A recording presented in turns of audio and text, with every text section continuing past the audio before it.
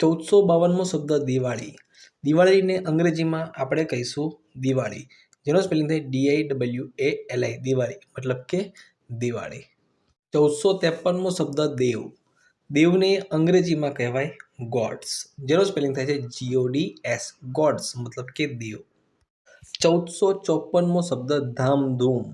ધામધૂમને અંગ્રેજીમાં કહીશું પોમ્પ, POMP, પોમ્પ મતલબ કે ધામધૂમ.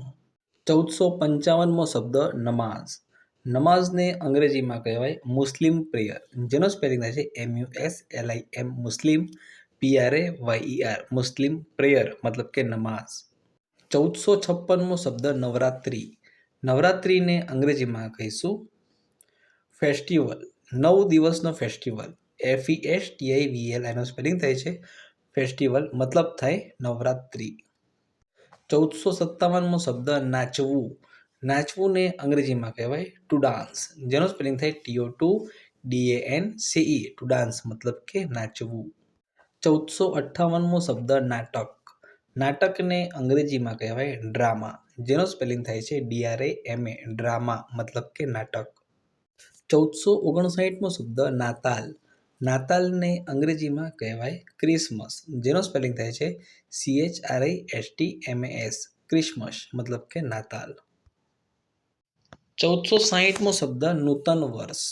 નૂતન વર્ષને અંગ્રેજીમાં કહીશું ન્યૂ યર, જેનો સ્પેલિંગ થાય NEWYEAR, ન્યૂ યર મતલબ કે નૂતન વર્ષ. 1461મો શબ્દ પત્તા. પત્તાને અંગ્રેજીમાં કહીશું કાર્ડ્સ, જેનો સ્પેલિંગ થાય CARDS, કાર્ડ્સ મતલબ કે પત્તા. 162મો શબ્દ પૂજા. પૂજાને અંગ્રેજીમાં કહેવાય worship ritual, WORSHIP, worship, RITUAL, ritual, worship ritual મતલબ કે પૂજા. 1463મો શબ્દ પ્રવેશ ફી. પ્રવેશ ફીને અંગ્રેજીમાં કહેવાય એડમિશન ચાર્જ, જેનો સ્પેલિંગ થાય છે ADMISSION, admission, CHARGE, admission charge મતલબ કે પ્રવેશ ફી.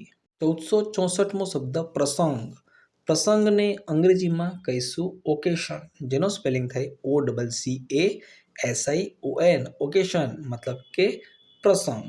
1465મો શબ્દ પ્રાર્થના. પ્રાર્થનાને અંગ્રેજીમાં કહીશું પ્રેયર, જેનો સ્પેલિંગ થાય છે PRAYER, પ્રેયર મતલબ કે પ્રાર્થના.